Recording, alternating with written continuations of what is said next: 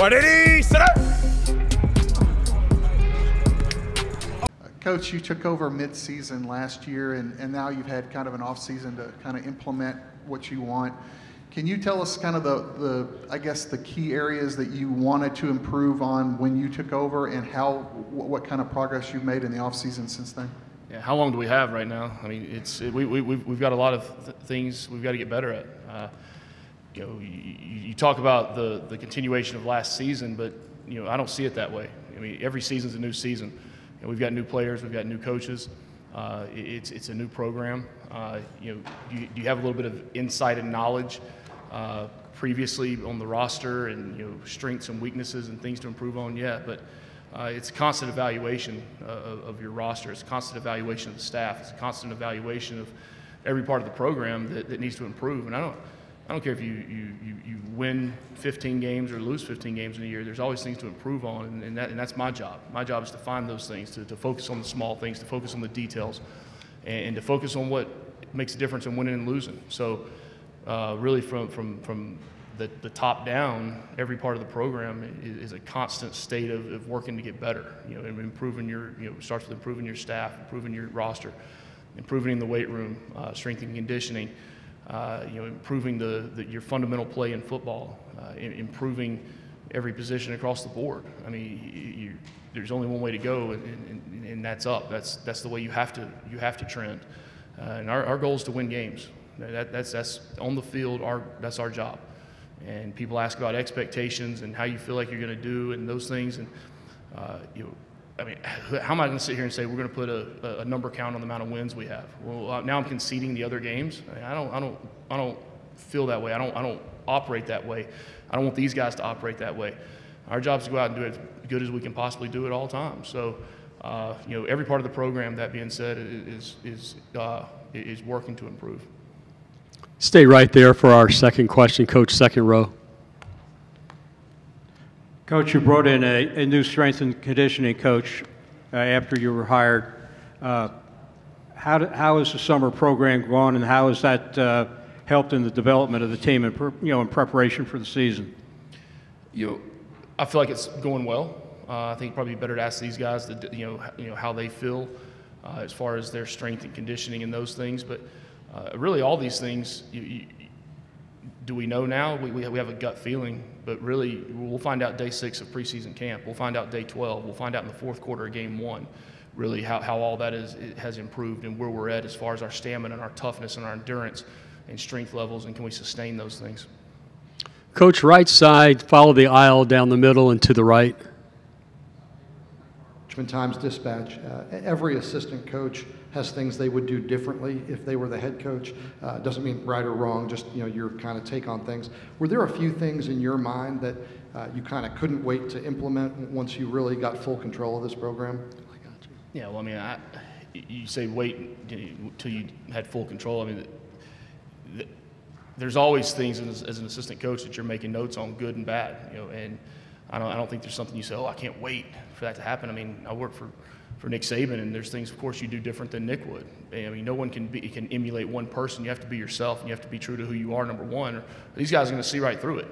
I mean, they're constantly looking for fractures and cracks and things, and you have to be true to who you are. You can't be somebody else. You have to be genuine, and that's what I want myself and the coaching staff to be all the time. And are there things you're going to emulate? Yeah. Are there things you're going to do different? Yeah.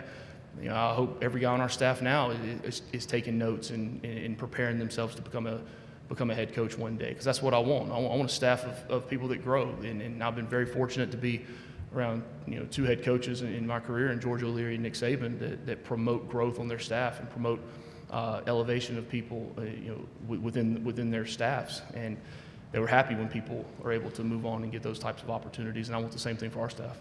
You can keep your sight line same place, Coach. Next question. Coach, Joey Palermo, WQOU 90.9 The Light. What does it mean, first full season as tenure as head coach of Georgia Tech? What are you expecting kind of your goals to be heading into the primetime game to open the season against Louisville? Expectations, I don't even know who the starting quarterback is. So it's hard to put expectations on what we talk about. My expectations, they go out every single day and do the best they possibly can to improve. That's our expectations. Our expectation is to go play clean football. Our expectation is to be disciplined. Our expectation is to be the toughest team on the field every week we play. Our expectation is the next week after we have a game on tape, they turn the film on and they say, damn, I don't want to play that team.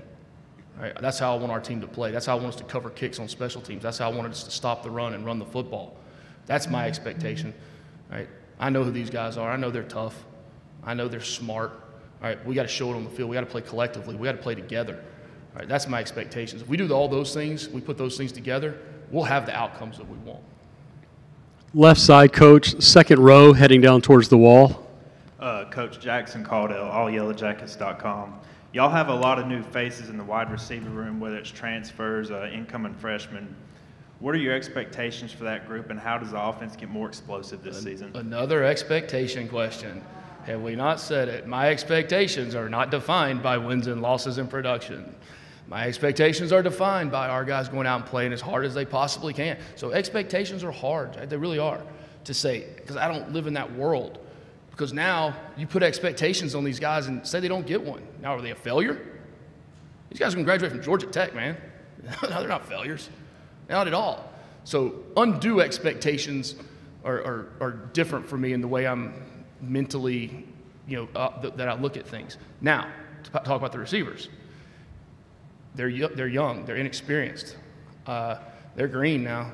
They are. Do they have a chance to make a massive improvement because of some ability and skill sets that we've brought in? Yeah, I think so. But I don't know that. I mean, they've been running around and without pads on all summer. I mean, yeah, running 10-2 is great. I mean, that's world class. But put pads on, can you still do it? I don't know. I don't. We hope there's improvement there, because in college football now, the easiest way to be explosive is through the receiver room. That's the way college football is. I mean, to have one guy that can take a bubble pass, or one guy that can take a 5-yard hitch or a stop route and be able to turn it into a 40, 50, 60-yard game. I mean, because you have the ability to beat somebody one-on-one. So I have high hopes. I have hopes that we improve, just like every other position. Do I think we have some talent influx there that's going to allow us to be more explosive? Yeah, but do I think we have a play caller on offense that knows how to get the ball in those guys' hands different ways? Yeah, and now how it all works out will remain to be seen, and hopefully our expectations are all met come September 1st. We've got about 6 minutes left with Coach. We'll get as many as we can. Right side, fourth row, red shirt.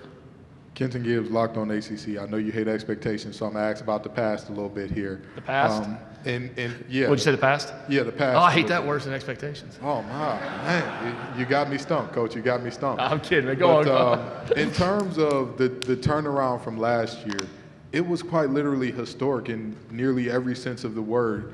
Inheriting a team that was 1-11 in their last, 1-10 in their last 11 games against ranked opponents with an average score of 12 to, I believe it was 43, and a team that hadn't won more than 3 games in a season since Paul Johnson was there.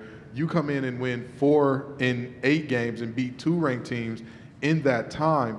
When you look back at that, how did you accomplish that? And do you feel a sense of pride in that being the groundwork that's laid for this team going forward? Oh, on the right way. I'm extremely. Coach, your last question will come from the left side, 6th row towards the wall. Hey, Coach, Brian Murphy, WRL. Have you studied the new clock rules? How much will you work them in camp, and how much of an impact do you think it's going to have on gameplay, both offensively and defensively? Yeah, we've studied it very in depth. I'm probably the only crazy person at the beach. Everybody's reading John Grisham, and what my wife reads, that Daniel, I don't know what the books are, and I'm reading the new rules book. Like at the beach, I've got Diet Coke and water. I'm reading my rules book sitting at the beach. So yeah, it's I'm taking pictures of it and sending it to Buster and to Thacker and the new rules, those things, and we talk about it a lot. We talked about it a lot when we got back in yesterday. We had about an hour conversation on it. Yeah, it's important. Yeah, the rule it's there's not a lot of rule changes this year, but it could be a very pivotal rule change and how you use the clock. And clock management is so important. And now that line, that line of demarcation, really at 2 minutes of when the clock stops and doesn't stop, and how to utilize that, you've got to work it in practice. And we have referees at every practice. We have down and distance. We have different situations, and we've got to work those. We've got to understand now, all right, when the clock continues to run, or if it doesn't, now it pauses on first downs, all those different scenarios. So when those quarterbacks go out there and they're leading the team when you're in a 2-minute drive, or you're on defense and you're defending now in those situations, that you've got, that not only do the coaches know, all right, but the players also have to be able to know and have repped it. Impact on the game. I see the studies and talk about 6 minutes, some of 6 minutes to 8 minutes off the game. I don't know. You really start digging into it, and you say, well, maybe it could be a few more minutes. I've heard 5 to 7 plays on each team, which kind of leads to either 1.5, 2 possessions a game. I've seen sometimes 3 or 4 point differential. So you got to really factor all those things in when you're putting the plan together, and you got to be able to go out and practice those things. Because now maybe playing for field position versus a long kick or a field goal or going for 2, and how it impacts all those situations in the game. Speaking of timing, Coach, you are 15 minutes on the dot. Thank you very much.